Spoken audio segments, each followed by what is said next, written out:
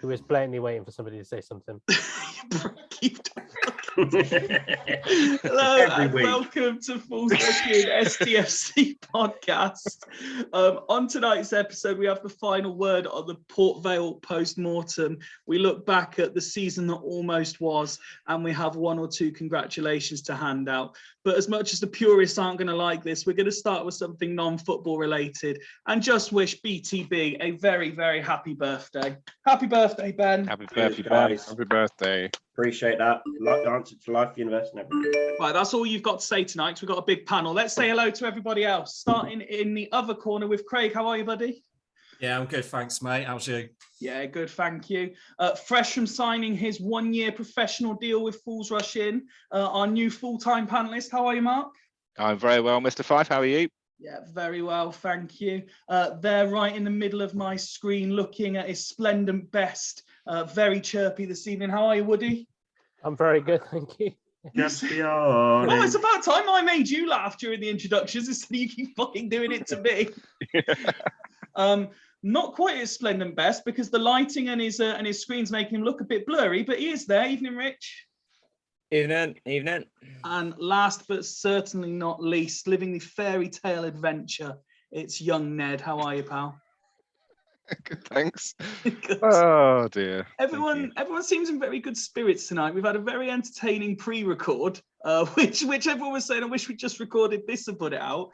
But here we are. Let's do it properly now, and start with Port Vale. Unfortunately, it wasn't to be. We're not going to Wembley, and we were one of two penalties away from being there, as is customary. Rich, let's start with you. What was your overall thoughts? Yeah, it wasn't obviously a great post-match. I think we did go into that game quite overconfident that we were just gonna get a result out of that. Just considering by how we played in the first leg, obviously we got 2-1. I know I said before that I was quite happy if Port Vale had that goal going into the second leg. But it sort of backfired on us really. I think we didn't play at all great on Thursday night. We never got going in the first few minutes. We should have had a penalty, but still, I don't think we were good enough, to be quite honest with you. And I was absolutely shaking after with like 10 minutes to go, and then obviously extra time and penalties. Even when we were 2 penalties up in the shootout, I was still really nervous, and because you know how these go, they're just really, really annoying. So it is what it is. But yeah, it was very disappointing. I had my head buried in a bucket hat for the 10-15 minutes after the game. So I can fully understand that. How about yourself, Woody? Over the 2 legs, did we deserve to go through, do you think? No, I think Port Vale were the better team over the 2 legs, really. I think if we look at overall, we did well. I did think it would be whoever won the home leg, because I thought we'd be able to take something to them. And contrary to both mine and Rich's thoughts, that maybe them scoring at our place, would lead to a lack of complacency. But actually, I think that goal is probably what lost us the tie, to be totally honest. I think, but not many teams keep us out of their goal. And Port Vale did it well. I think their game plan was very, very good to start with at their place. So it's yeah, I mean, it was one of those that it was a disappointing performance, I think, overall. We didn't, and I think because we didn't really deserve to win, I think that's probably why I'm not too downhearted about not winning. It was horrible on the night. Obviously, nobody likes to lose penalty shootouts, but I'm not too downhearted about it because we just didn't play very well. We just weren't the better team. And sometimes you just got to hold your hand up and accept that you weren't the better team. Mark, I was discussing it with a few non-Swindon fans who happened to be watching it because they knew Swindon were playing, and they were obviously texting me about it. And we kind of described it as Port Vale were playing bad football really well. Swindon were trying to play good football really badly. Is that a fair assessment, would you say? Yeah, I think so. We didn't turn up and play the game that we can play or have been playing all season. And to be honest, after about 15, 20 minutes of the match unfolding, I'd already started to think at that point, this is probably not going to be our night.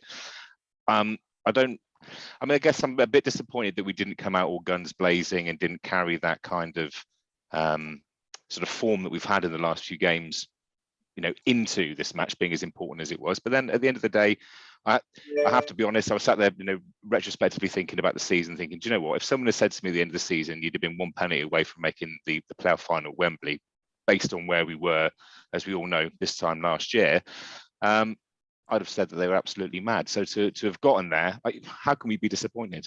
I think I think we're all realists at the end of the day. I mean, yes, it would have been lovely to go to Wembley, don't get me wrong, and it would have been lovely to get promoted this season, but it's not going to be, so we go again.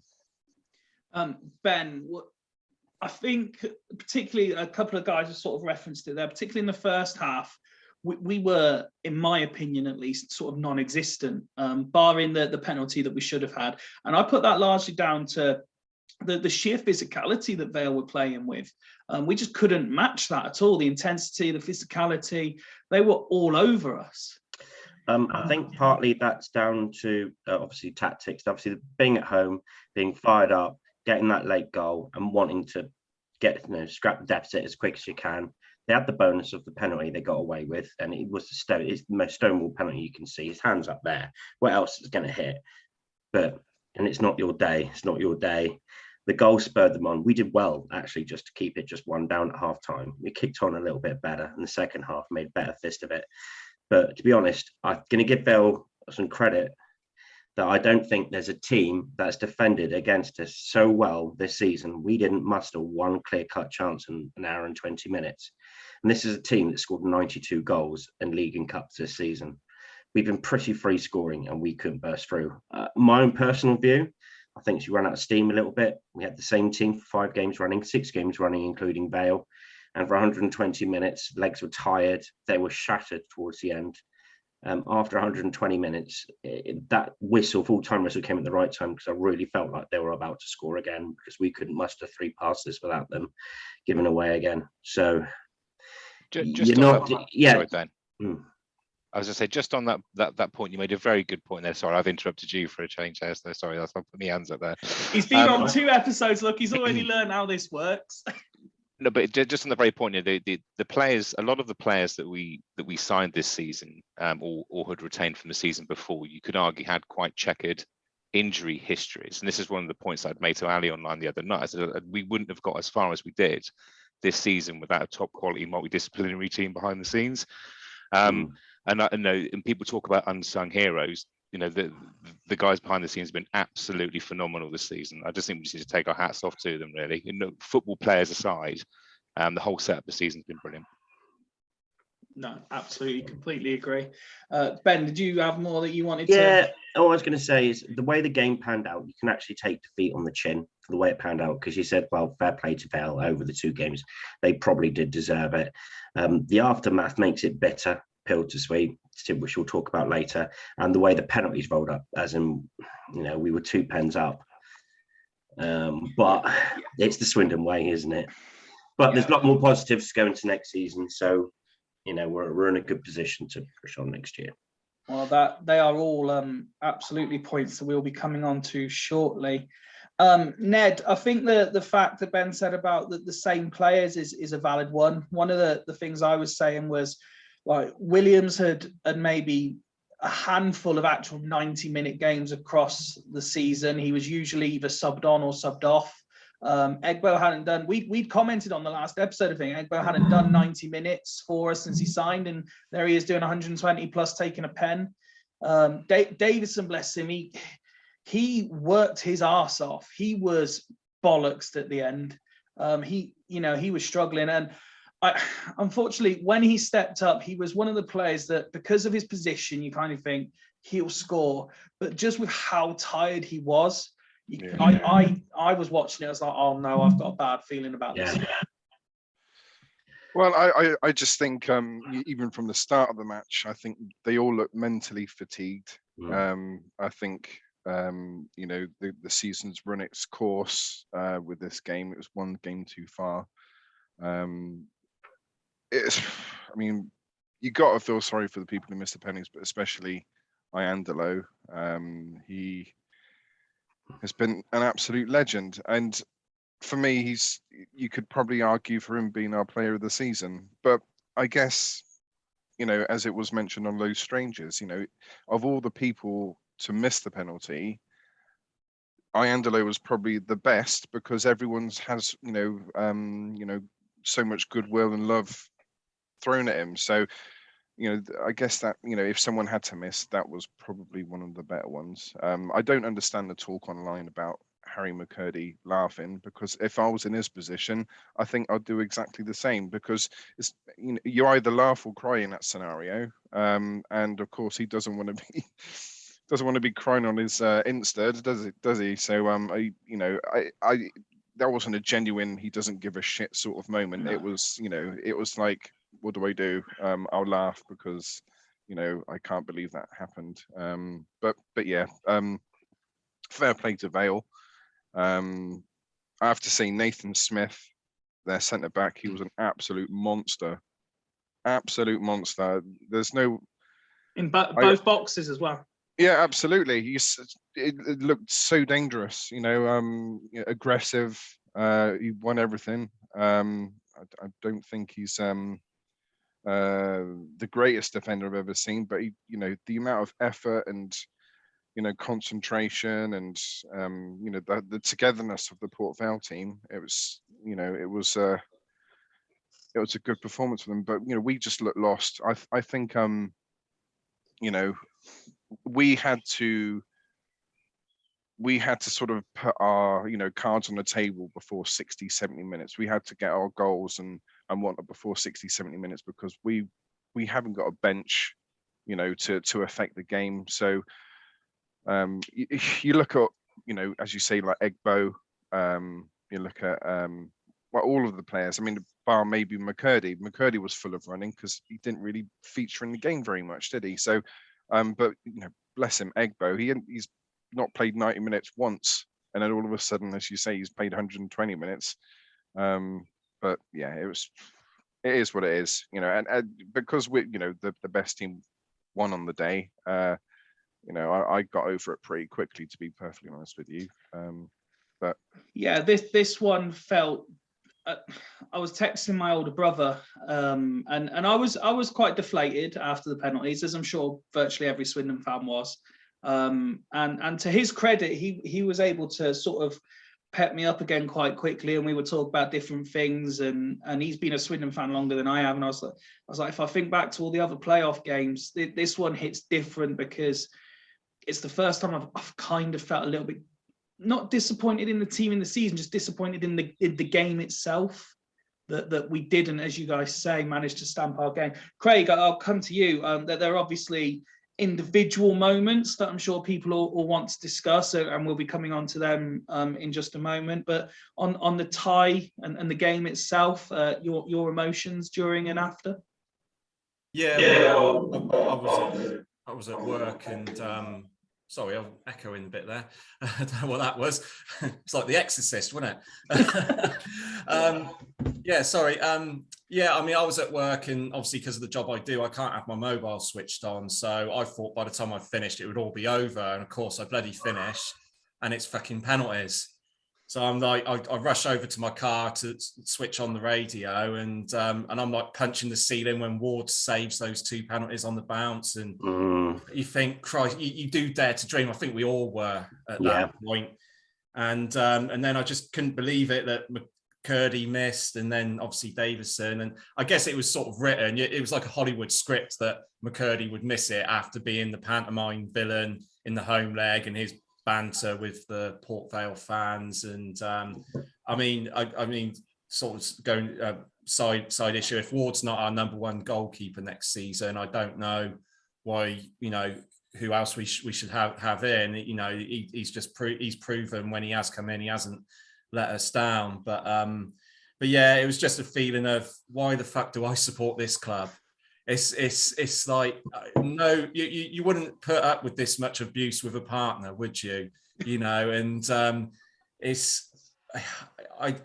it just I wish I support a boring team like Colchester or Warsaw or someone like that. I'll be delighted you've said that. I know, I said that with Simon in mind. But it's not just on the pitch, it's off the pitch as well. We've had it, God knows, since I was a kid supporting the club, and it was a typical Swindon thing. It just felt like a sense of disappointment because we played so well in that first leg, but we didn't kill them off, did we? And which is the story of our season in a lot of our games. We just haven't, we scored 92 goals. We play the most attractive football in the league, the best attacking football in the league, but we're still, at the end of the day, only the 7th best team at the end of the season. Yep. So we need to find that killer instinct, a bit more steel, I think, throughout the team. We've got quite a few. I think the balance of our team's out. Playing pretty attacking football's not going to get us out of League Two again next season, I don't think. I'm not saying that there should be a wholesale change with Ben Garner's philosophy, but that was my sort of feeling at the end with the disappointment with it. I am sort of digressing, but that's what I was thinking as soon as the game had finished, and I was went ugly more. Sorry? Went ugly more. A few more 1-0s. Yeah, exactly. And and that will get us out of the league. That will get us out of the league. Port Vale have got, if they go up with that team and that style of football, what does that tell you? I'm not saying we should shithouse it and go long ball. There is, you can sort of finally adjust things, but it was just it was disappointing. But as Mark was saying, we move on to next season. The transfer embargo lifted, we'll be have a bit more flexibility in the transfer market, and hopefully Ben Chorley will do his magic and we'll put a good squad together next season. Just before I throw some discussion points out, I saw Rich shaking his head as Craig and Ben were discussing there. So Rich, come in on that point there. I was just going to say, this was giving me PTSD from fucking Sheridan's days. Oh yeah, but no, I mean, like, we're ugly as in away at Port Vale. We're not, when they're like that, we've got to fight them. But we played them earlier in the season. It's an unfortunate turn of phrase, Ben. Yeah, well, I know. Didn't mean that.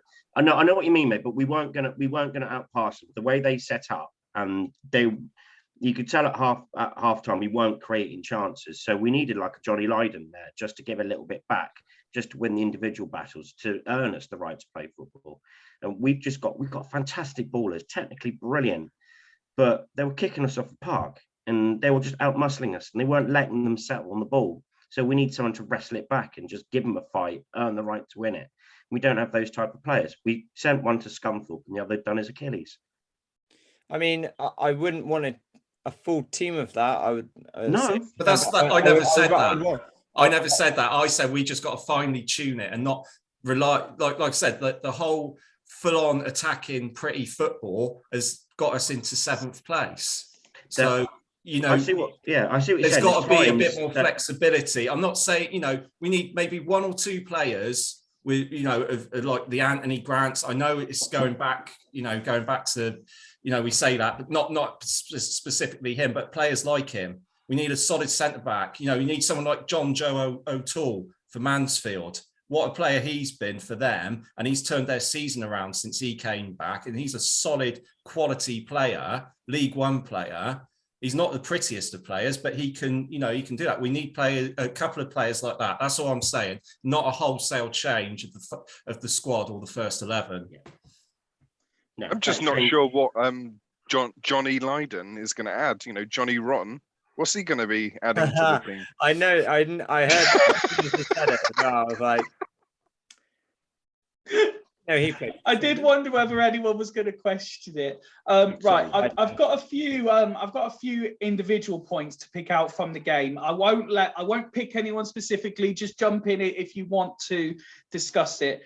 Picking up on a couple of things you guys have said. One player I do want to talk about is Frenchie. I thought he was exceptional. Yeah, I said straight away, I said on the chat as well that he was by far my man of the match. He was just winning every single ball, every corner Absolute they had. He won every single ball that came in the box. And that's why I thought, he's going to save our ass today. So yeah, yeah, he was just amazing. He would have scored his penalty as well. You know he would have. I'm confident he would have scored his penalty if it had gone that far. It's easy to say that 5 days after the event happened. Absolutely after the result. But as you guys saw, I received a message, didn't I, saying that if only the guy that had scored his penalty took it instead of the guy that didn't score his penalty, you'd be at Wembley. And I was, well, yes, obviously. Your reply, what Sport Bible tweeted out earlier, saying Liverpool would have won the Premier League title if it was decided on aggregate. Somebody put Norwich would have won the league if you flipped the table upside down. Your response did take my missus, Fyfie. So it did it? I'm glad a few people found my reply entertaining. I was a bit ashamed of myself once I'd calmed down, but yes, a few people found it entertaining. So that's the main thing. Taking it in good humour. Something else that came across, obviously Port Vale's physicality, and I think Ben, you said there, kicked us off the park at one point. I thought Iandolo was done. I thought he was definitely coming off. That looked bad. And then he came on and looked like he got a third wind. It was unbelievable what he did after that injury. Well, yeah, Baldry came and sat on him, didn't he? And just talked to him so he wouldn't look down at his injury. I thought it must have been a leg break or something at the time, because that's the sort of thing they do when something horrible's happened, their leg's facing the wrong way. Because Baldry just came and distracted him, just talking at him, going, "You'll be all right, mate, you'll be all right." And, "Oh, this is bad." And the way he went down, but he sort of got his leg when it went through. The bloke stood on his ankle, didn't he? It did look nasty. I mentioned it earlier, Woody, but I know I'm sure you, as much as anyone, must have various things you'd like to say about Davison's performance and his work rate. Yeah, it was just one of those games for Davison, I think, more than anything. I think that, arguably, I think it showed why he's the League Two striker, because he's just, as much as I love him, he's not consistent enough. But that being said, he's finished the season. I don't agree with all the shit he's getting, if I'm brutally honest, because I think you still, and funny enough, all the people that are giving him all that shit are saying we should, he's no Tyrese Simpson and all that kind of stuff. He's a different player to Tyrese Simpson. And regardless of that, for me, there's only two stats I look at for strikers: how many goals they scored, and then it's how many goals they've scored per game. And he's still finished, albeit by 3 minutes, with more goals per game than Tyrese did. So I just think, again, I think it was Ned that said it earlier. He was looking a bit tired. I had no confidence when he stepped up for that penalty. I was very similar, and I don't like, as I said earlier, I don't really like penalties anyway. But for me, I think he's done enough in a Swindon shirt, and this will very much, and he's probably been the player that split the fan base a lot.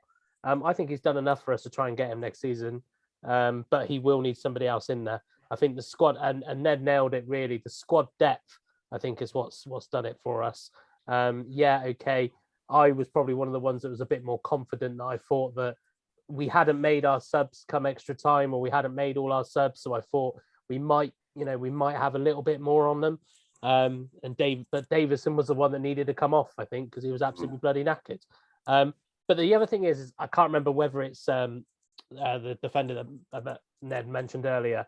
But Smith. Yeah, Smith. But both their centre backs were absolutely knackered on about the 115th minute. You've got, I don't know which one it was, but their number 5 was pretty much like limping, walking, after every challenge, because he just couldn't, and that's what Davison's done. And I think, to his credit, the poor guy never gets a fucking foul either.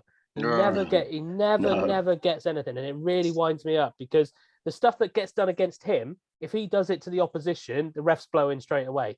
That's the story for all our strikers this season, Would it was the same with Simpson. Was the same. Yeah, it was same with Simpson. You just don't get them at League Two. I don't like to have a go at the referees, but refereeing decisions when it comes to protecting our strikers has been quite appalling, to be honest. Yeah, exactly. And he's, but I think we need to look at overall. You put Simpson and Davison together because we had them separate times. I think, was it 21 goals they've got between them this season? you put them together, that's one striker. So really, both stints were successful in my eyes. Just because Davison's had a bad game doesn't mean he's a bad player. You know, he wasn't very effective in the last 2 legs, but at the end of the day, there's some goals that he scored this season that have been very important. You know, the same as were with Simpson, the same as they've been with McCurdy's goals. You know, so it's you know, it is what it is. I know people, it will split the fan base. I would like to see him here next year. I don't think we will, but I would like to see him here next year, but with other strikers as well. Yeah. Can I just say as well, because I mean, like, obviously, just going on from what Woody said about Davison, like obviously both Simpson and Davison both scored a lot of goals, and if we look at it as well, Ghana seems to be getting the best out of his strikers, whatever player that we have out on here on loan, like. Davison, this has been his most successful loan stint as well. Because, like, if you look at his other loans that he's had, he scored like a couple of goals. How many goals did you say he scored for us since joining on loan since January? Davison's got 9, I think, isn't it? 9 or 10? Yeah. So, yeah, exactly. So he's got 9 goals in a matter of games since January. Obviously, Simpson got 12 goals for us. Like, you know what I mean? Like, both strikers. When have we had? I know it was a shame that obviously we had to change strikers halfway through the season, but when have we had like one successful striker since obviously Owen Doyle? Like, do you know what I mean? Scoring so many goals, it's brilliant to see. So fair play to Ghana more than anything. He's getting the best out of his loan players. So I think sometimes as well you can have contradictive strike force in terms of you've got Barry, you've got McCurdy, you've got Davison, who can all score goals, and it almost feels, especially it did feel a little bit on both the games, I felt that there wasn't the connection between those 3 that we've seen. They were all trying to be the hero. Exactly. McCurdy wanted to be the hero for obvious reasons. Yeah. In my opinion, Barry was very ineffective over both legs. Yeah. And Davison sometimes, I've said it to strikers I've coached in the past. I just think he worked too bloody hard. I think he tries to do too much work when really we want him putting all of that energy into absolutely knackering the centre backs in their penalty box. And let's be honest, there was the and you know, if you want to discuss it, it's fine. But was it about 117, 118 minutes? There was that one glorious chance. It shouldn't have even gone to penalties. You know, that we should have been scoring and it'd be over anyway. Let's discuss, if we can, some of the more controversial moments. Now, Mark, I will ask you to start just because you're one of the very, I mean, we're all very level-headed guys, but you've come across very level-headed, so you'll be able to stop, you know, the balls charging in with the emotive content. Should we start with the incident involving their manager and Conroy? Yeah, I mean, I think the one saving grace in that situation from our perspective is that it was Dion Conroy that he picked on, because if there's ever a player in the squad that doesn't react and genuinely doesn't react, Conroy is that player. So I think Daryl Clark got his wires crossed there and picked the wrong person to pick on.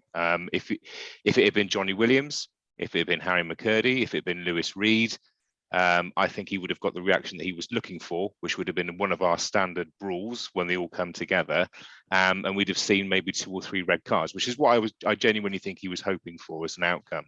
But I think, you know, Conroy earlier in the week, in an interview, had said that he isn't the type of player that gets fazed by what the crowd say or what the crowd think or what the opposition thinks. He's focusing on his game and doing the best that he can. Now, again, I know that Conroy's been a Marmite figure within the squad, but I genuinely believe he's a trier. I mean, you know, this is a guy that's come back from 2 serious leg injuries, and by all accounts, you know, he's probably got no right to still be playing professional football, but he is.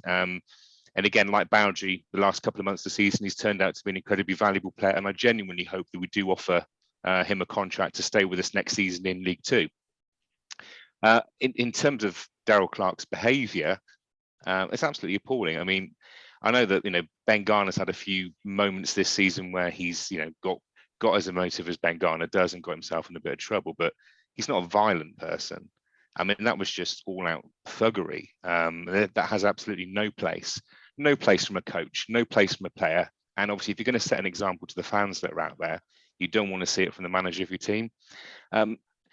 you know, punishments have to be more severe to stamp this out of our game. It's become far too commonplace, and I don't like it. I'm all for fans, you know, making songs and having a pop at one another. That's all part of the banter, but nobody really wants to see anybody, you know, physically getting hurt. And I won't go on to the elements at the end of the game, because I'm sure that we'll come on to that in due course. But in terms of what I expect from him, I hope he gets a lengthy ban from the touchline as a result of it. I mean, it was there for the cameras to see.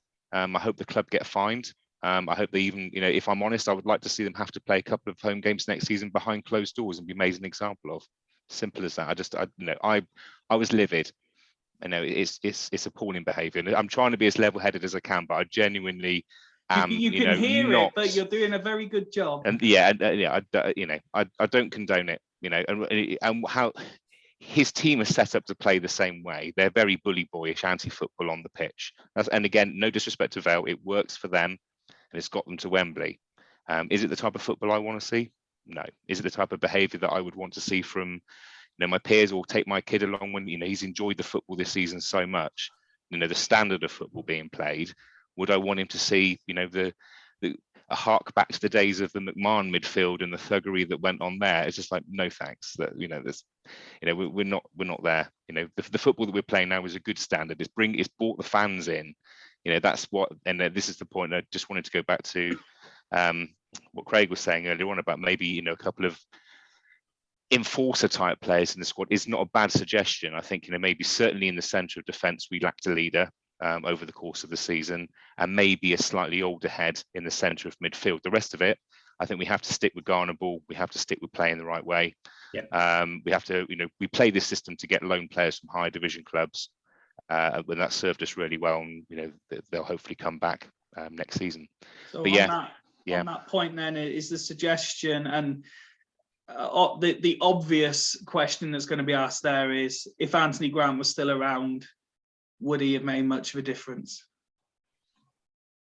So that's a tricky one. I think the second half of the season at Scunthorpe probably alluded to the fact that his legs may have gone and that Garner made the right decision. I know I'm a big Anthony Grant fan, and, you know, for the work that he did for us, but, you know, something, you know, was clearly not right in the camp. You know, maybe from the way he trained and obviously, you know, when he was away in Jamaica, but, you know, in terms of the level of intensity and tempo for the style of football that we played, was he a right fit? Probably not. And again, you know, he didn't set the world alight at Scunthorpe. I mean, one of my best friends is a Scunthorpe fan, and I was sort of singing Grant's praises. I've since had all that thrown back at me as a result of his performances, and it's a shame, really, because he shouldn't be remembered like that.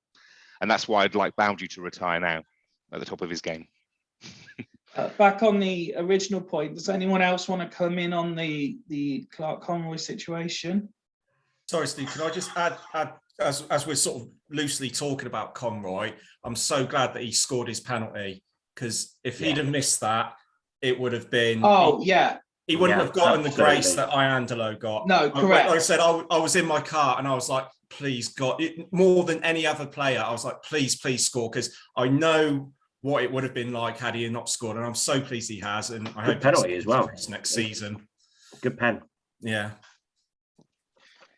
Well, I was going to say, with regards to Daryl Clark, I think it's been mentioned by Vale's side that, you know, he's had this time off throughout the season and blah, blah, blah. But for me, that's no excuse. You know, you can lose your head, but that's quite extreme. Let's be completely honest. There's no provoking there in any capacity.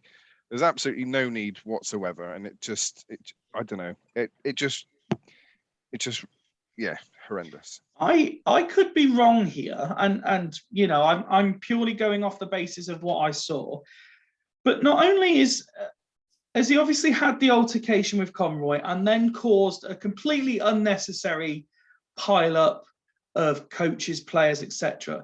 But in the initial incident, he seems to have also completely intimidated the Port Vale ball boy who didn't have a clue what was going on. Yeah, no, absolutely. And that could, you know, I'm imagining, I don't know, I could be wrong. I'm imagining, like with most clubs, that's a young supporter who's been gifted the opportunity of being a ball boy, and that now he's like, oh my God, have I done something wrong? Like, this is a scary situation. I don't want to do this anymore.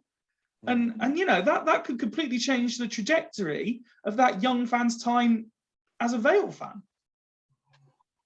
Sorry. Go on, Ben. So No, I'd say I quite agree. I think I know he apologised for his actions at full time, but I hope he sent a little letter or he's offered the ball boy another chance to mascot the team or something next season, because for that poor 12-year-old or whoever he is, he's going to be scared as hell because he's been stuck with his manager screaming at him and then just throwing a headbutt at Conroy, which sparks off this massive brawl. And this poor lad's going to feel scared as hell.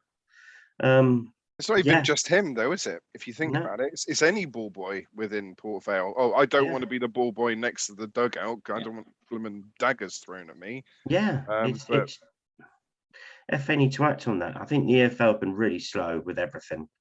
With this, I think it's been quite poor on their side, and I think Swindon are right to ask questions. Okay. I don't disagree there, Ben. I think, but the one thing that I will say is the FA have had a massive campaign with regard to respect going for several years now. I mean, particularly at grassroots level. I mean, it's drilled into us from our director of football down about, the particularly with regard to referees and the fact that they're minors, and obviously you've got to be very careful when handling or saying anything to minors, as you know. But respect. We have a guide for parents, we have a guide for coaches, we have a guide for for the players, even at this young age. And the FA have put a huge amount of effort and time into creating this charter, which is communicated, exceptionally well at grassroots level from all the the teams that I work with in the league that I work with, and with the managers there. So I find it probably a little disheartening that the message isn't impacting the professional game at the tier 1 level where it's supposed to be. Having the biggest difference, because those behaviours are supposed to be from our, the teams that are leading, the teams that are really public, and I don't know what's gone wrong or what is going wrong from the top down, because it's not from the bottom up. Next, and I think Craig mentioned it earlier, but a really good. Sorry, I know my voice is beginning to go again. I've been struggling with this for days. I knew it was going to go at some point. Ward, solid performance throughout the 2 ties, I thought. But then again, saving 2 of the first 3 penalties was an incredible effort. And 2 very good saves as well. It's not like, with all due respect, we'd watched the Forest playoff beforehand, and the keeper who also saved penalties, he had the one where he just sort of got on his knees, it bounced off his arm, bounced off the crossbar. To me, there was an element of luck about that one. Ward genuinely saved the penalties. Yeah, he, I mean, has that ever happened before, where a goalkeeper has saved 2 penalties on the bounce and been on the losing team? I mean, it probably has happened, but it's probably very rare, and he's been good when he's come in, like I said earlier, this season, the Forest Green game away as well. And, he's not a Ben Garner signing as well. Let's remember this. He's not a ball playing goalkeeper, but he has shown that he's improved with his distribution as the season's gone on, which is why I want to see him as the number 1 goalkeeper next season, but I have a feeling he probably won't be. Even with Woolacott goes, I have a feeling they'll bring in someone who's more suited to that style of football. But yeah, he's been brilliant, and he stood by, patiently waited, got his chance, and he hasn't disappointed. So fair play to him. He was a hero that day. He would have been an even bigger hero, obviously, if we'd have gone through. And I think we mentioned possibly on the last episode that the improvement in Conroy's and Baudry's form coincides with him being in the goal. And I think he does breed that confidence because he does command the area a bit more. Yes, he might not be able to spray 50, 60-yard passes out to Louis Barry and Harry McCurdy, but he will come and claim crosses. He does make saves. That's no disrespect to Woolacott either, who can do these things, but the players do seem a bit more confident when he's between the sticks, in my opinion, again, at least. And I'm not sure if you all agree with that or not, but that's my viewpoint on it. I think I think we all agreed with that. We've mentioned in other pods, he commands his box a lot better, and he's a great shot stopper. Distribution get worked on, and then he'll be perfect. But I think that's something they'll work on in training. Okay. You've also got to remember that save he made. Was it in extra time, or was it at the end of Yeah. Last kick of the game. Yeah, last kick of the game. Last kick of the game. And I think with Ward, like I think I've said previously, I think for a League Two number one, yes, potentially. The reason I would want to keep him is because I want the money to be spent elsewhere. We're going to have to, I mean, regardless of whether Baldry was in it before or not, we're going to have to find somebody who's going to replace what Baldry's done for the past 6 games, or even further than that in some cases. So I just, I would be happy with bringing a keeper, maybe not as experienced as Ward, and then and then use the money elsewhere in the team. The other thing I would spot with Ward as well is, from a clubman point of view as well, he's very, very good in terms of the fan engagement side. He does a lot with the foundation. He does, he's always one to take time to stand with the fans and have a photo or whatever. Even though he does feel sometimes socially awkward, he's also not the type that's a bit like Woolacott, the same as well. He's not the type that's going to scream to the crowd to get them going, but he is the type that is, I think he appreciates the fan base more than anything. And I think with the penalties, yeah, he saved those. I thought one of them was pretty poor, but penalties are penalties. They're a lottery. But he did look a little bit nervous, I think, going into the penalty shootout. But I think what keeper wouldn't? But the fact that every time he's been on TV this season, he saved a pen. So that's almost enough for me. But yeah, I think he's good enough for League Two. If we had got promoted, I probably would have said we need to look at somebody else just to get that, to implement the style a bit more. But he's not that old either, is he? I don't think he's that. He can't be more than 25, 26, surely. No, I think it's about that. Yeah, because his girlfriend's my assistant's age. So it's I think kudos to him. He's done a very good job. He's been in a team that have won 5 on the bounce. So yeah, he's done a good job. I think well done to him. Probably one of the better performers over the 2 semi-finals. Ned mentioned it earlier, but everyone's reaction to McCurdy's reaction, if you like, it's garnered a lot of heat. I understand why people have reacted the way they have, but equally, most people have been football fans long enough to both understand the situation and know what a character like him is likely to do. And I think when I was asked about it, I put it down to that would have been his reaction to an embarrassing situation. He knows that all the stick that he's both given and taken in the build up to that, and his one chance to give it the old celebration and everything, and he's put it over, and I think he was embarrassed, and that's how he reacts to it. Yeah, I think it was nervous laughter. I think as well. I mean, at the end of the day, footballers are still just doing their job, and the way that I've spoken to a few people about it, because I said I've seen on social media, when you've had a bad day at work and something else goes wrong, because he didn't have a great game, McCurdy. Normally you laugh about it, don't you? You kind of have that sarcastic, and that's all that was. That was kind of a not again type thing. He stuck his tongue out. He's like, because he knew what was coming. He knew that all of a sudden the free stands are surrounding him. He's looking at the Swindon fans. Swindon fans are in disbelief, and the free stands around him are ripping into him. There's nothing else more to look into that. I think if he had got down in tears, he would have got absolutely mullered by the Port Vale fans. And in a way, what Craig said earlier about Dion Conroy's, if he had missed, look at what we've done to McCurdy, who's been like, or not we, but some of the fan base have done to McCurdy, who's arguably been the hero of the season. And and imagine if Conroy had missed, who hasn't been the hero of the season. And, it pains me to say that some of our fans are so fickle on that extreme, that they would even think that was the case, that he was laughing about the fact that he had missed, and, like he didn't care about scoring against Port Vale. In my head, I'd like to think those fans that are having a go at swipe at McCurdy are just having a swipe because they're angry we're out and they need to have a scapegoat. So the more saw McCurdy's reaction, went, right, what a twat. Ah. So I think because everyone knew, my heart felt for him. He just needed a cuddle when he missed. Because, I think his walk up, his head was down. He didn't look confident at all. His run up was 2 steps and smack. I don't even know if he looked up at the goal. I just don't think he was in the right frame of mind to take one. Maybe that's Garner just saying you'll take one rather than he owns up. I don't know. but he didn't look confident at all walking up, and I didn't feel confident.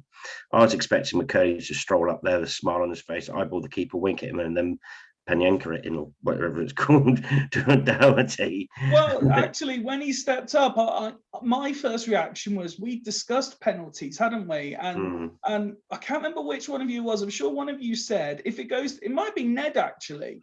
If this goes to penalties, do not let McCurdy take one, because he's the sort of knob that would do a Panenka and miss. But their keeper was going early on every penalty. When Davison was stepping up, because he's not a finesse striker, I was thinking just smash it down the middle. Smash it down the middle, we go to Wembley, because he was going early on every penalty. And no one smashed it down the middle, and that's all he had to do. And then he tried to finesse it, and it wasn't great. There wasn't enough of that down the middle, was there? It's the safe option, just about head height down the middle. Statistically, the best option, chest height down the middle. Yeah. Because the keeper was going, both keepers were going early, and Port Vale hit a couple down the middle, and we hadn't done it once. We tried to hit a few of the top bins, and they missed. But Davison's penalty was ripe for a save, though, wasn't it? It was just the right height for the goalkeeper. Just no the much right power. height. He just tried to pass it in, and he didn't get it right. I think as well with McCurdy, when you do that sort of, like Woody was saying, when you've had a bad day at work, you smile, but sometimes it's an involuntary thing when you do that. I mean, I smirk when I'm nervous or in trouble. Just ask Mrs. A. She wants to bout me when I'm smirking at her when she's having a go at me. But so that's probably what it was, probably out of nervousness as well. The whole pressure and everything. He's had the whole club on his shoulders pretty much since he came back from injury. So yeah, I don't, and I haven't been his biggest fan this season myself, for his off the pitch antics. But I've got no ill will towards him when it comes to that. It was what it was, and I don't think he loves the club. He does. There's no way he'd have laughed at it as if it was of no consequence. I think that's just ridiculous. Yeah. But there we go. One thing that certainly wasn't a laughing matter was what happened after the final penalty. It's been well documented. We'd seen sort of precursors as to what was likely to happen. I even put a message out on our socials for the podcast saying, look, we've seen it with Mansfield, we've seen it with Forest and Sheffield United, we saw it with Rangers, and we were focusing obviously on ourselves. So we've got 2,000 odd people going out there, let's make sure 2,000 get home. What happened with the Port Vale fans, and I'm sure you'll all want to have your say, was unbelievable. We know various things that have happened. We know there are members of the podcast that were there. We know, some of you are here tonight. Some of them couldn't make it for this record. We know one story in particular where children, have been not necessarily targeted, because I don't think from a fan's perspective anyone was necessarily targeted. It was just Swindon fans were targeted. But aside from that, you've got the pictures of Egbo. You've seen what's happened to McCurdy, as well as the other players. And then you see that we're obviously going to focus on what happened in our game, but the follow on, even just yesterday, we saw the scenes after Man City won the league, and the Villa keeper got hit by an on-running Man City fan. And there is a cultural problem which is being highlighted quite significantly at the moment by football and football's inability to deal with this quickly. I think we spoke about it, and we said you had right back before pretty much all of our times, you had like the hooliganism stage, and then it wasn't completely eradicated, but this new wave of supporter came through. Yes, you have your passive aggressive chanting and that, but that's all classed as, I think Mark said earlier, the in-game banter. And yes, you have your pitch invasions to celebrate going up or to celebrate staying up. But at no point did that seem to cross the line where players' safety was coming into question. You've got, was it Louis Reed's dad put the tweet out, I think, about saying that about his son's safety. Again, you've got the pictures of Eggborough. What we've seen specifically from Port Vale, but not exclusively, has been nothing short of ridiculous, unbelievable, and completely unwarranted and unjustified in what is the national game, and it needs to be taken care of. I don't know what the answer is. I fear what the answer is, because if the obvious answers come in, it's going to detract away from what being a supporter is. Especially again during my time following football, I don't want it to go back to what it was. That's my concern. But for fans and players to not feel safe at the end of a game of football is unfathomable to me. The thing that gets me the most. Oh, hello. Yeah, we can hear you now. Right. The thing that gets me the most is the fact that, you know, if as a Port Vale fan, especially going into that game, you're thinking, oh, you know, chances of winning maybe 40%, blah blah blah, and then to come away and then to win, you know, and you're going to Wembley. The first thought that should go to mind when, you know, pitch invasion is run to your players, hoist them in the air, and celebrate wildly. Their keeper got a lot of that. Oh yeah, eventually, but they all just run towards the Swindon players. I mean, that is just insane. It's crazy. This is worse than the 1960s and 70s. This is terrible. And, you know, I'm really sorry, but I'm gonna go there again because I went there in the last pod. But I said about Port Vale being tin pot. The thing that makes for me that makes them tin pot is the fact that they didn't have no, with it, as you just said, you know, with everything that's happened in the last few days leading up to it, you gotta at least have the stewards run on the pitch, or you know, just an element of safe, you know, a safe zone or something that the players can go in and exit the pitch. Sorry to interrupt. There's no defending. There's no defending the actions. And I'm sorry to cut you off there, Ned, but I feel that you need to address each point accordingly. There's no defending the actions at all. The only thing I would say to that point specifically is they were discussing it on Sky Sports yesterday after Man City, and they said, look, Man City had seen what had been going on, and they had police cordoned in and around where the fans were likely to be going, and they still got on the pitch. And this is a Premier League club with all the ability to put whatever they want in place, and even they couldn't stop it. I mean, what I was thinking is that at least if the police, or well, maybe not sure, but the police are in the right area, so the players can go to the middle. Yes. Then if people do get through, then they got the authority to get the players off and protect the players. But there was nothing. It was just like, it's like a war zone. The police were too busy guiding us back to the car park when we eventually got out of the stadium. The problem is, that's where the police Ned, were. there's I'll tell you no. what, I'll tell you, the police in would you back me up on this? Because basically this sums up the police on Thursday. The fact that a police officer was actually encouraging us to drink in public, actually go up to the off license, get a crate of beer, and actually just drink it in public willy-nilly. I mean, what the hell is that all about? Like, do you know what I mean? So if that tells me what one of the police officers that's supposed to be there for my safety is actually encouraging me to go drink beer, and he's gonna a lot of beer, and actually go into the town, into the ground, like, I mean, were they checking other Port Vale fans, like how much they were drinking before the game or something like that? And I think this goes back to the point where obviously maybe some people have had too much to drink, either prior to the game. Don't get me wrong, I'm all for going to the pub. That's the reason why he spoke to the police officer. We asked him, is there a pub nearby? And he just said, no, Stoke's a shithole. Go up to the off license and get a crate of beer and drink it in public. It's just like, I mean, it wouldn't happen at SM1, would it? No. I mean, I just think it's absolutely ridiculous. So the fact that he's saying that and he's putting my safety at risk by telling me to do that, why the hell would I listen to it as somebody like a public figure that's actually encouraging me to do that. It's an absolute joke. It's appalling. And this goes back to maybe, like, I don't know, checking the state of people going into the ground. Rich, do you mind if I ask you a question? Go for it. And by all means, tell me if it's too personal or whatever for you. Yeah. But I'm genuinely interested to know, because I've been listening to things like the supporters club thing that was out earlier before we recorded.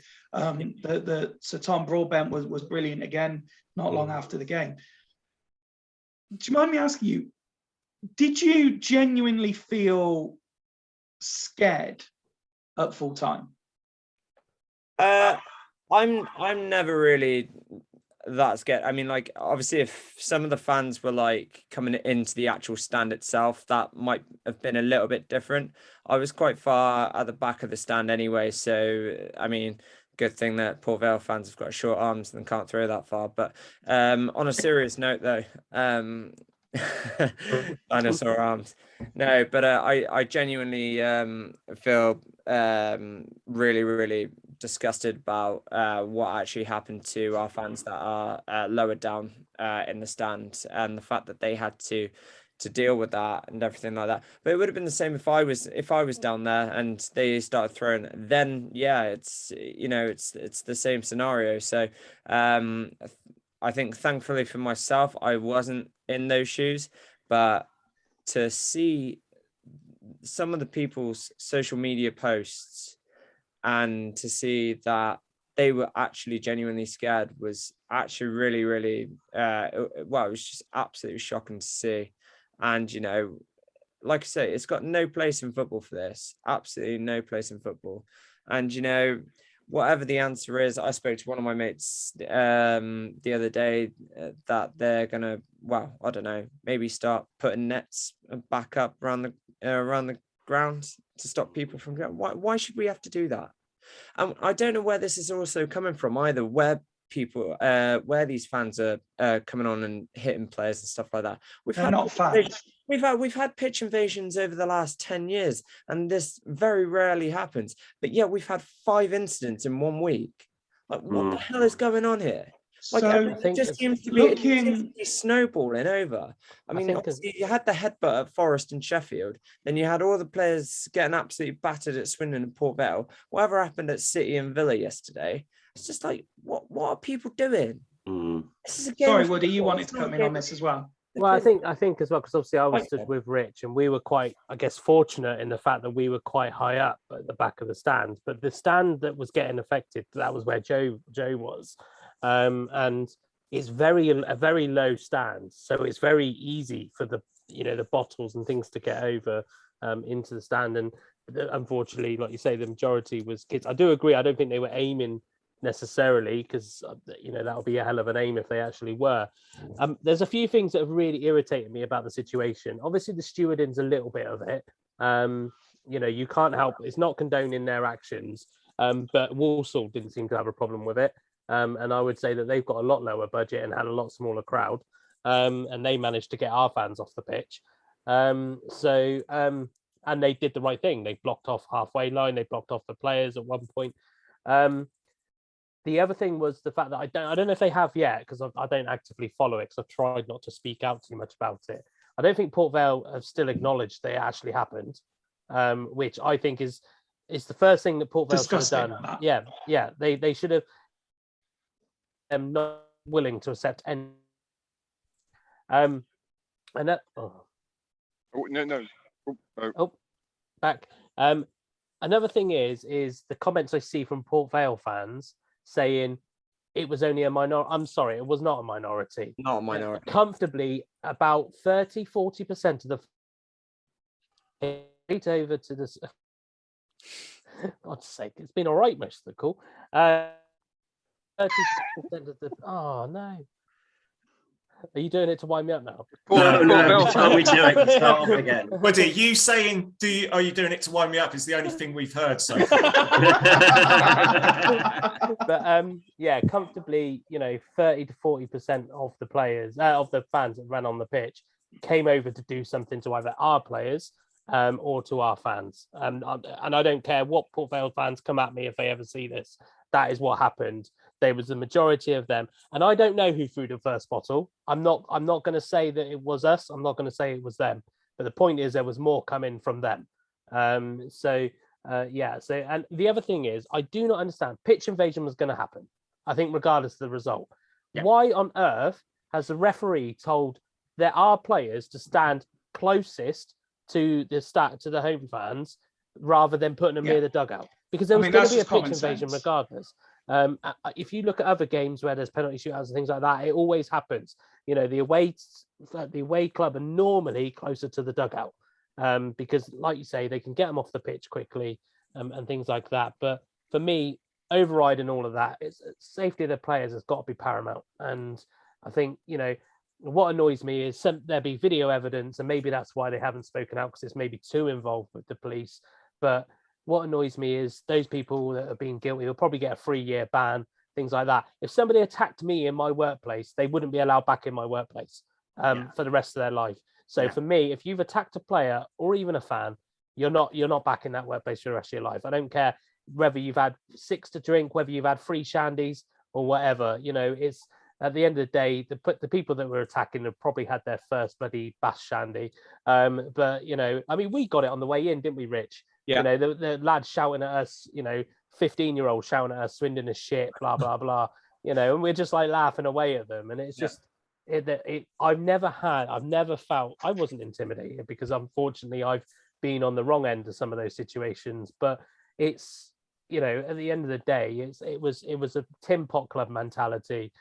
To come on and just go straight to the fans. Their keeper got a lot of praise. Their unused sub decided to come running round to our fans and all of that kind of stuff as well. So I'm like, if that's how you're going to treat your cup final, that's fine. Well done. You're going to get battered by Mansfield anyway. So Mansfield, the fact that they actually came to attack our players and not actually congratulate and celebrate with their own players just tells you how tin pot they actually are. And I think it all does stem from the Daryl Clark incident. Yeah, when you've got Daryl Clark seemingly getting away, because did he come back on at extra time to come out? Was it extra time? No, he came out full time. He got sent off at full time. So I don't understand why that was allowed. For me, if you're sent off, you're sent off. Yeah. You know, a player wouldn't be able to do that. So it all comes from that. I'm bigger than the raw mentality. And I think from the moment, I think when Daryl Clark got sent off, shall I say, because I think he only went up to about row 3 in the stands. But I think from the moment that happened, I thought, you know, something bad is going to happen this game.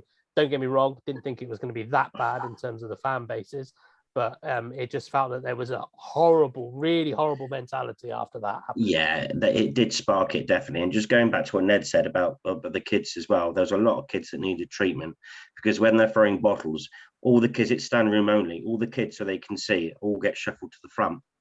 So they're with their parents. And you read about, you know, tweets from junior autism lad that got hit as well. And then you hear what happened to Joe's kids, and there's lots and lots of horror stories and kids that needed treatment and stitches. Yeah, and there was that one that Ali treated as well, wasn't there? Yeah, because the stewards refused to treat him.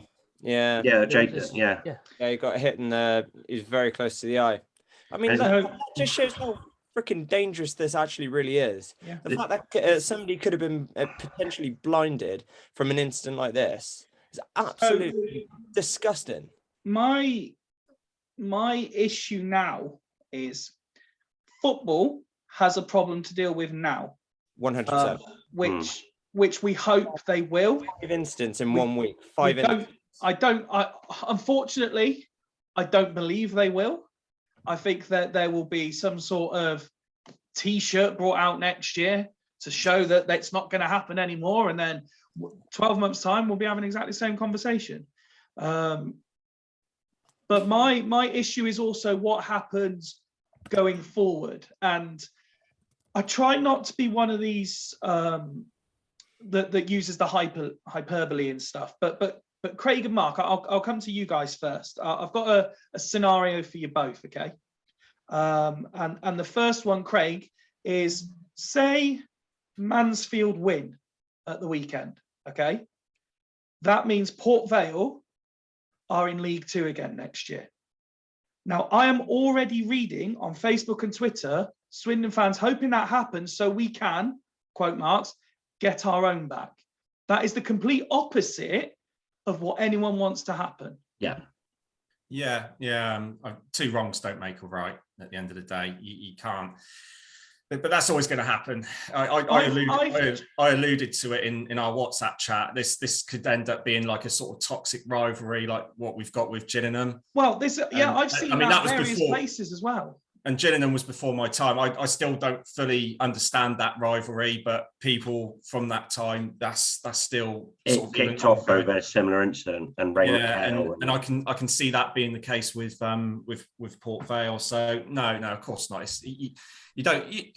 I think I'd like to think that a lot of those reactions are people angry for what happened, and justifiably so. We've all seen what's happened, and it's a difficult one, isn't it? I think as when we're saying about with everything that's happened with all the other games, what can we do about that going forward with football? It's difficult because stewards are underpaid, undertrained, and they're not cut out for that sort of thing, for pitch invasions. Mm-hmm. What are you going to do? Are you going to spend thousands and thousands on police every game to stop that sort of thing? Then that comes out of the club, doesn't it? Yeah. And that's money that could be going back into playing. So there's no easy answer there. My thing, I think Mark alluded to it earlier, is those ones, if there's a pitch invasion and a fan comes onto the pitch and assaults a player, then the next two games should be behind closed doors. Yeah, absolutely. No points deductions. No, nothing like that, because that's not fair. But yeah, they should play them behind closed doors. Then, even when somebody's pissed out of his head, he might think twice before going on the pitch and hitting someone. We've had it. Let's not pretend that we've had our own. There was a fan ran out of the town end a few years ago, so we're not. We shouldn't be preaching, because we've had our own fans do it in different circumstances. But yeah, that it needs a harsh punishment like that for it to be eradicated. I remember. Mark, here's my scenario for you, and I am taking this almost directly from the guys at Sky, and I think Roy Keane was asked a question, and he quite openly said, if you're in a situation where fans can run on the pitch and attack a player, i.e. punch, slap, kick, whatever. I mean, don't forget, we've said all these fan ones. Let's not forget the Vieira incident as well that happened not so long ago as well. We've also got the situation being discussed of, do flares belong at football? And how are fans getting these flares in? Different story, not as serious in my opinion, but there's still a question there to be answered. Roy Keane turned around quite rightly and said, if these fans are getting on the pitch and they're able to bring stuff into the ground, who's to say at some point we're not going to be stood here saying, and I'm not saying it will, but a player is getting stabbed, a player is getting attacked by an actual weapon of some description. And are we in danger if they don't manage to stop this? Thankfully, we're at the end of the season now, and so they've got the summer really to think about it, but are we in danger that this could happen, Mark? Yeah, absolutely. I don't think there's any doubt about that. People are quite prepared to go on a invade a field of play, which is against the law, as we already know, willingly to charge either opposition fans or opposition players, coaching staff, or whatever, and use their fists or throw missiles of any kind. Then you're only one step away from using an offensive weapon. It's as simple as that. I think we've got to be a little bit careful in some respects of over amplifying football being the problem. Football is obviously an outlet for all of us. Football's highlighting a society problem. It is, and again, I don't want to get too political, but go back to the 80s, and so when everyone was massively repressed under the the Thatcher regime, and everyone was feeling their pockets being pinched and money being tight. We're in very similar situations now with cost of living and the energy crisis and all these additional factors that are going through people's minds. Going to the football, having a few beers, maybe feeling disenchanted with life as a general rule. These are all things that are adding to this problem. Now, obviously, from a footballing perspective, we have, and as Woody alluded to earlier, we have a 100% right to ensure the safety of the employees of the stadium, be it, coaches, staff, players, whatever, the safety of the fans that are attending that game. There should be, mitigation in place to protect kids in that situation. Like I said, the situation at Port Vale was wholly unacceptable. The policing was wholly unacceptable. The stewarding was wholly unacceptable. If they're not getting those elements right, then the safety is already compromised. So there's a lot to be done there. I think, where football clubs get it right is where they have the engagement with the fans correctly. So we have maybe match day stewards, or a bit like the community police officers that wander around, or maybe not direct employees of the club, but ambassadors that are showing, explaining to fans, look, this is what happens in this situation, this is what you do. The same as you get out in town centres when people have had a few beers, just making sure that people are safe and they know where they can go to. You create that kind of environment for home and away fans, and it kind of takes the sting out of the situation. So I think there's probably a bit more to be done from that side. Other than that, it comes down to stewarding and the general police behaviour. Obviously, what will happen next season, I would imagine, is that both police forces, well, certainly from Wiltshire Police Force's point of view, they will probably request an increased police presence for this match based on what's happened. I can't speak for Staffordshire Police based on their behaviour, from what Richard said and what I've seen elsewhere on social media about encouraging fans to drink. They might not even bother turning up with any police force for the game. So that remains to be seen. In fact, there probably wasn't even an incident. As far as they're concerned, it's fake news, isn't it? So So in answer to your question, and from what was posed to Roy Keane, absolutely, it could happen. So more has to be done to prevent it from happening. The only way we're going to do it is by engaging the fan base and making sure they understand how safety works. Gents, we've obviously spent a considerable amount of time there dissecting all the different elements, and quite rightly so, of both what happened on and off the pitch at Port Vale. If we can turn our attention elsewhere for a little bit now, as I messaged to you all in our WhatsApp group, the hard work starts now. So let's look at other things. And what I like, I don't mean to interrupt, but can I just say one last thing about the Port Vale fans? One of the things that annoyed me the most was not just the behaviour of some of their fans on the pitch, but it was the response online afterwards, how they played it down or even tried to victim blame it on us. Like there was people saying it was ridiculous, saying that our players didn't get off the pitch quick enough and that we started it and all this bunch of this entitlement that came from them, probably because we stuck them on the Stratton Bank and everything after they asked for the increased allocation. I have never heard such a bunch of whingy, spineless, entitled, cretinous fucking fans of a tin pot club in my life. And I hate them more than I hate Oxford and MK Dons. That's how much contempt I've got for their fans. Not all their fans, because some of them are probably genuinely nice people who are probably embarrassed at what their fellow supporters have done. But yeah, they can. I really hope Mansfield turn them over. Fyfie, can you hashtag PVFC at the end of this? and also, bearing in mind, that's the first time I've referred to another set of fans as Tin Pot on this pod, which is quite something for me. Yeah, it's a new rivalry now, isn't it? Hopefully in time it will just die off a little bit, and I hope the stewarding and the policing is done correctly. But it's a game with a lot of ill feeling between both sets of fans, strong emotions, and let's hope. I don't hope they go up. I don't. But let's hope that it's policed well next season, so there's no clashes, there's no threatening behaviour. We don't give them a pub. And they're just shepherded from the station into the ground an hour early, and then that's it. And they're shepherded back out again after a 5-0 spanking. And McCurdy scores all 5.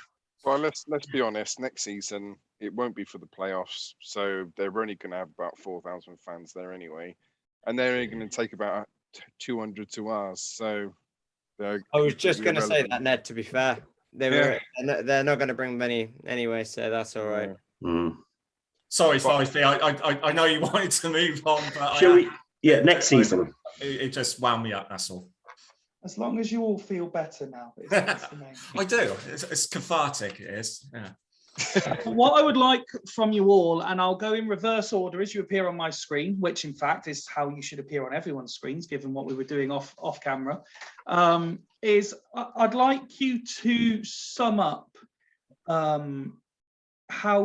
you think of the season, a bit of a season review, if you will. You know, we started the season where we were. It's been well documented. There came a point where we all said, and this is pre you joining the panel, Mark, but we said that there was a point where we cannot use we didn't have a club anymore as part of our ongoing narrative. It was something where, you know, there was a pin in it and it would get looked again at the end when we saw how it all ended. Well, it's all ended now. So Ned, I'll come to you first. Taking everything that's happened since July to where we are now, how do you sum up the season? I think, and you know, considering the beginning, it's been an amazing season for Swindon. I mean, the levels of pride, you know, the fact we got our club back, you know, when I drop off and pick up my kids from school and you can hear parents and kids talking about Swindon, you know, we're engaged with the communities again. It feels like we've got a new team, and you know, I'm so proud of, you know, our team's performances. I'm so proud of, you know, the levels of enjoyment and everything that they provided to us, and the fans, you know, the levels of interest that the fans have back in the club again. It's just incredible. And you know, the amount of work that, you know, Chorley's put in, the change of tactics from last season that Ben Garner's instilled. You know, Mark mentioned earlier about the backroom staff. There's 1,000,001 positive changes, and I'm just excited for next season. I think, you know, we've seen some, you know, quality players playing for us this season. We've been blessed with seeing, you know, potential superstar in Louis Barry going forward. We've seen a Welsh international, Johnny Williams. We've seen Louis Reed, who's probably one of the best midfielders I've seen, you know, for many years. I mean, Kane Kessler-Hayden, he's probably going to be a superstar going forward. Johnny fucking Williams, that's right, yeah. And, you know, I'm just amazed with this season, and you know, it's obviously resulted in, you know, a slight bit of disappointment at the end, but you know, so proud. You know, we've got our club back. I can't give any higher praise than, you know, what we've achieved this season. I think, you know, there was a few little elements of, you know, not very good with the substitutes, or you know, the strength in the squad's not strong enough. But you know, what can you expect? We've got a limited budget. I just think what we started with, you know, the amount of money that we spent, I think we've done incredible. I'm so proud of Swindon Town Football Club. Very nice, very nice. Rich? Yeah, no, I think it's been a very, very good season, very successful season. I think Ned's spoken about a couple of points there in terms of obviously us getting our club back. I think it all stems back from, well, I know a lot of people have said on social media and stuff like that about that first preseason game, obviously Supermarine, when Clem obviously took over and stuff like that. Just like a little shout out to the backroom staff as well, who actually stuck with us through those months of the takeover happening and stuff like that. So obviously Ali, Steve and Jonah and everything like that. So obviously that's been fantastic. But I mean, if you look at through the course of the season, obviously we've had, I mean, the away games just been absolutely fantastic. All stemmed from that Scunthorpe away game. Obviously us winning there, obviously getting back on track and everything like that. To even Manchester City on TV. I mean, we would only have dreamt of a tie like that in the FA Cup. Not even a tie against Man City, but to even get to the third round of the FA Cup. So obviously Ghana's been, obviously Ghana had a bit of stick during the January and February time. Obviously, results weren't quite going our way. But tell me a team that's had a perfect season in League Two. Not even Forest Green had that this season. Even they got a bit shaky at the end. So, I mean, incredibly fortunate, let's be honest. Yeah, exactly. And I think with in terms of Garner, I think he's learnt a lot from this season. Obviously, this was his first full season in management. So obviously he will have learned an awful lot. He's got a great team. He's got a very positive owner that wants us to do well. And he's obviously given him the freedom with Ben Chorley as well. So I think that's obviously that obviously goes a long way and stuff like that. And I think it takes a lot for somebody like that is getting a lot of stick on social media in terms of their formation, results not going our way, substitutions, stuff like that, to actually change that and actually put that positive feeling back into the club and actually get us to where we needed to be, which was we were obviously hoping automatics. Even that would have been a tough task this season, but to even get playoffs and get as far as we did and be one penalty away from Wembley, I think we would have all taken that this season. So I think it's been an absolutely fantastic season, and I think the love for the club from the whole fan base is stronger than ever. Craig? Yeah, I mean, can't really disagree much with what's been said so far. I think, like Ned and Rich have sort of hit the nail on the head there from a whole, as far as the club's done from a whole holistic point of view, from top to bottom, it's just so much better. The social media output is so much better. The engagement with the community, with the fans. Like I said, the backroom staff have been worth their weight in gold. The physio team as well, like we were saying earlier, with the injury-prone players that we've had in Conroy, Baudry and stuff like that, they've got through a whole season, relatively injury-free compared to what they were before. So you can tell that just so much has changed, and I've said it in several pods before, but we were there at the Hungerford game when we only had 8 players signed on, and 2 of those were goalkeepers, and you just think we have come so far as a club. We have come so far as a club, and I'm so grateful that we are in this position that we are now. When it comes to on the pitch, I feel that this was an opportunity missed, possibly. I know that the transfer embargo is lifted next season, but I don't think we could get better than the first 11 on paper that we've got at the moment. I really don't see how much better we could get or could afford for next season. Obviously, we need more quality in depth. So my worry is this going to be like when we went down and we had Flitcroft and Brown, and we was down for a good few seasons before we went back up. So yeah, it's more of a disappointment that we didn't go up, because I felt that with this first 11, definitely we were good enough to go up. And but I'm not going to be too harsh on them. I'm looking forward to next season. I'm going to take my kids. I promised to take my kids to away games. I haven't been able to go to any this season.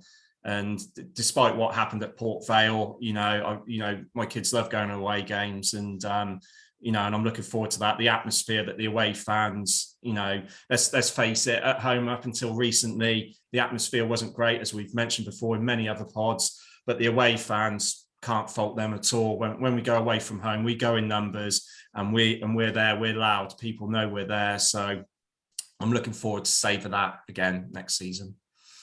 Woody? That's been shit, isn't it? Yeah, I mean, you said it, Fyfie, in terms of we look at where we were at the beginning of the season. Yes, it's not an excuse for some of our performances, but I predicted 9th. We finished 6th or 7th or whatever it is. So they've exceeded my expectations, and that's kind of what I want as a football fan. Craig's nailed it as well in terms of off the pitch stuff and all of that. There's a lot more connection and things like that. And I don't think it's necessarily the fact that it's, the last hurdle type thing. I think what stopped us from going up this season is silly draws to Rochdale and you know, things like that has stopped us going up.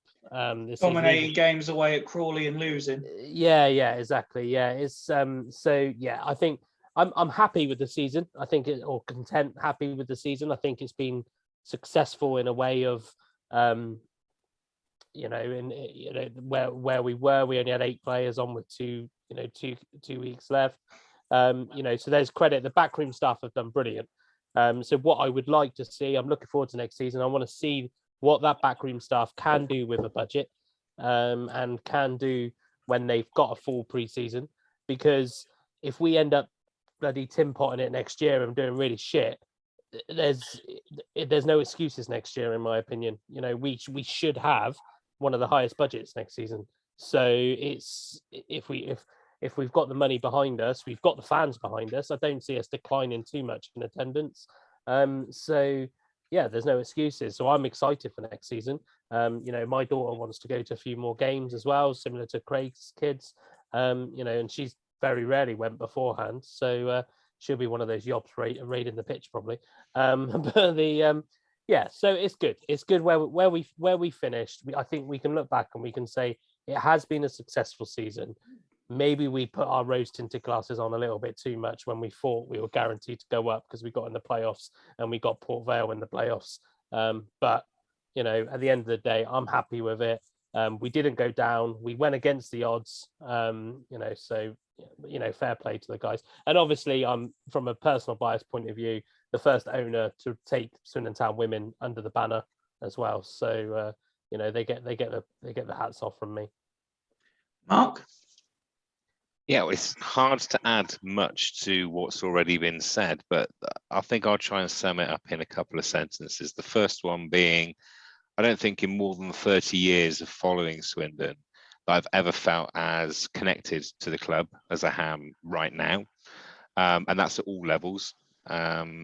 I've made mention before about, you know, knowing who our backroom staff are, and you know, you've got, you know, the physio, you know, having a conversation with me on Twitter. I didn't even expect it to reply, but you know how wonderful that these honest conversations can happen.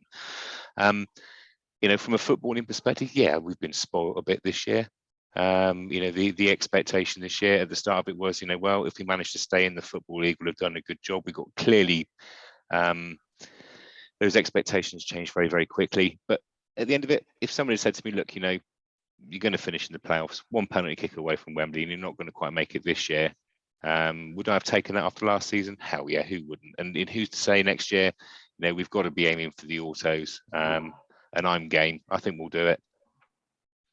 And that's why you've agreed to become a regular on the pod, so you can talk about HMS Pistol League, as I keep talking about.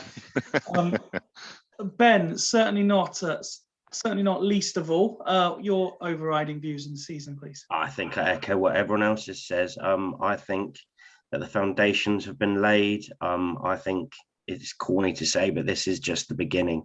Next season, well, anytime now. Dare say we go again, Ben? No, I'm gonna leave that one there. But anytime now, we're going to announce the ownership of the county ground. Next season, we start work on the Stratton Bank where we put a roof into it. Then after that, we're going to start putting boxes in, and then eventually do up the town end. I think the only way is up for us. I think the foundation's there to get bigger and better.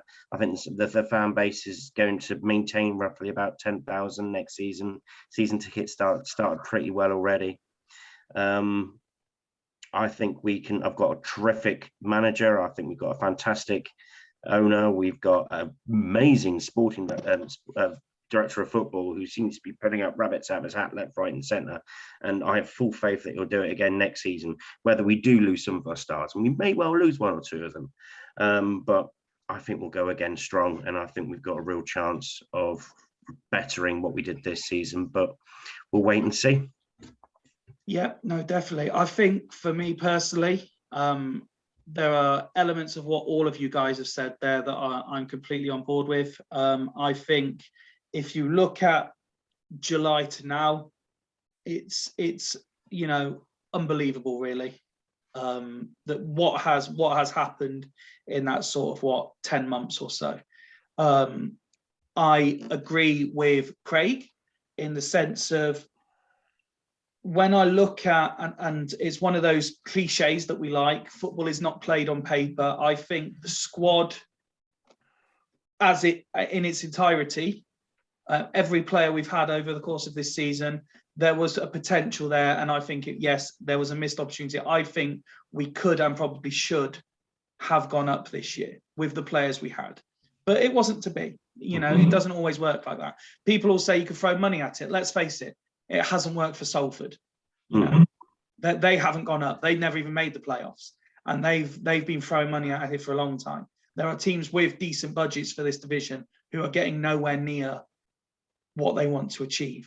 So I think on the pitch, I think I was the only one to say on our predictions episode a week before the season started, I said we would make the playoffs as a minimum. So we have done what I said we would do, and I can't be disappointed at that.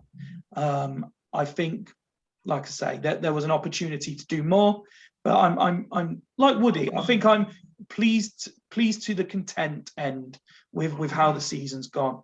Off the pitch, spectacular, unbelievable. For all the things you guys have said, you know, the county ground, what Clem's managed to do, the fan enthusiasm, and again, from my own personal perspective, that there seems to be, the majority of fans know how these things go. There are some who seem to want to put the wedge in, but the fact that, as we've heard, thankfully, our views and listens over the course of this season have gone up because fans are interested and engaged. Not in necessarily what we're saying, but because they're engaged with the club, they want to know what other people think. You know, the Sutton Broadbent Lounge has been a great addition. The fact that Marley's still being asked to bring back the video and the alternative commentary tells you how much he's thought of. Low Strangers, we joke at times, of course we do, but there are messages, you know, between us outside of recordings that, you know, it's not like we're in competition with them. We're all fans. We all want the same thing. We just have a different way of expressing it. So that the amount of fan-led content for me that's available, I think Swindon Town are very fortunate to have as much as we do. That's not forgetting what goes on with Vic and the Supporters Club, BBC Wales, the club. I think Craig said the club's output has been brilliant this year in terms of what they're doing. Off the pitch, I think we are so far ahead even of where we should be in this new, I think Ned said we got a new club again. And I think off the pitch, we're so far ahead of where we potentially thought we could be. And it's just making sure that if it was a missed opportunity this year, that we can just bring what goes on the pitch. But again, that those of you said about the staff that were there, you know, when we didn't know what was going to happen, they deserve the utmost credit and respect as well from me, and from everybody, I think. And that's my view on the season. There is one more thing that we have to mention, and I like to end on a positive, and that's that we have two gentlemen on the pod tonight who had football to look forward to this weekend. Rich, obviously you've mentioned throughout the course of the season that you do your fair amount of coaching as well, and you had a little sort of tournament. It didn't quite pan out that you were able to win it, but you were left very proud of your team this weekend. Yeah, obviously it's an annual event that Swindon Town Foundation get to invite teams to play on the county ground pitch as part of a tournament. And after 3 long years, obviously with COVID and everything like that, my team were able to grace the county ground pitch this weekend. It's one thing I've never actually got to do, but now, but the fact that I actually got to coach my team on the county ground pitch was such a great moment. And like I say, it didn't quite plan out how we wanted it to, but you know, we'll go again. We've got a couple more tournaments in the summer so far, so but we'll look to hopefully do the same next year and play on the county ground pitch again next year. So it's such a good and positive thing that they do, and it's so well done, so well set up. So full credit to Swindon Town Football Foundation and Swindon Town Football Club for giving the platform to young kids to actually have a chance and play. No, definitely, and I do hope you'll feel happy enough to keep us updated with how they're doing next year as well, and we could get fully behind them. As for you, Mr. Wood, having already won the league, we seem to be talking about it and waiting for it to come around for what seemed like it forever. The cup final went, and you won the double. Yeah, excuse me. Sorry, I've had a long time on the silent. No, yeah, well, Trev, thank you very much. We won 4-1 against a team, a decent side. It was one of those where I told the players to kind of not worry about the pretty football that we've been trying to instigate all game, and just concentrate on winning the final. And they went out and probably played some of the best football they've played all season. But it's it was a great accolade for the players to have. They're the ones that, with GCSEs and all of that kind of stuff on, and then starting a brand new team. I say GCSEs, half my squad of the year group below, so playing up a year. So yeah, I'm absolutely buzzing for them, really proud of them. It's a good advert for us to the main club as well, because obviously we're one of the first teams in a while to be under Swindon Town Football Club rather than Swindon Town Women's. So yeah, and a personal accolade from me, it continues my success of winning trophies in my first season at girls football. So at every club I've been, to the extent that I got really arrogant and started singing "Everywhere he goes, Woody wins trophies." You sing that in your sleep, mate, don't you? For some reason, the girls didn't catch on when I was singing it. But yeah, no. But in general, I mean, we talk about backroom staff and stuff like that. I know that one of them does watch it, but I am massively grateful to everybody behind the scenes at Swindon for giving me that opportunity to take the team as well. And fortunately, it wasn't enough to get me the first team job, but but yeah, it's I'm absolutely buzzing. We're looking forward to next season now as we parade on, and the club have asked me to kind of overlook the next youth team in terms of getting their recruitment in as their coaches in as well. So it's nice to know that some of the efforts are rewarded as well. So one thing I'd like to add quickly on top of what Woody just said there, and I don't think, I mean, we've talked about backroom staffs as well, and they need to be appreciated so much. I couldn't do it without the coaches I've got. Obviously, same with Woody as well. Woody can't do the job without his coaching staff. So it's the appreciateness of just everybody that's involved in the clubs, in other people's clubs. It's fantastic, and they deserve a massive shout out. And just in terms of continuing this theme of appreciation, we for the both of you, Rich and Woody, obviously when we decided to do coaches this, as well, Mark coaches as well. I think we should let our audience know that.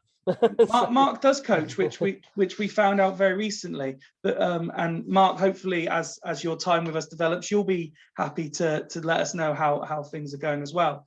The point I wanted to make specifically to Rich and Woody was, when we started doing Fools Rush In, we wanted to try and do something a bit different to what was out there. We built ourselves around this mates in the pub feel of how we were doing the conversation. But something else we wanted to actively do, even if it's just a very, very, very small part, was we wanted to promote the women's game as best as we could. So on behalf of everyone, thank you for, we try and engage, we try and keep the knowledge and understanding, but you guys have really helped us fully understand exactly what's going on, how the season's progressed, and helped us, in our education into women's football. And we hope that however our podcast develops into next year, we hope to get more involved, and you never know what opportunities might happen, but for what you've given us in terms of that, thank you very much. Thank you. Cool. And thank you, Fyfie, for soldiering through, even though you're losing your voice, mate. Well done. Yeah, well done. That's an hour and 40 minutes, mate. That's a good effort. Fair play. Listen, well, that's a very telling point, and I think we should end it there while everyone's smiling and happy. Listen, for all of you guys, for those who couldn't make it to today's episode, and for all the opposition fans who have come on, the likes of Cy, Liam, Julian. I'm going to forget some, so I'm not going to go any further and just say everyone who has featured.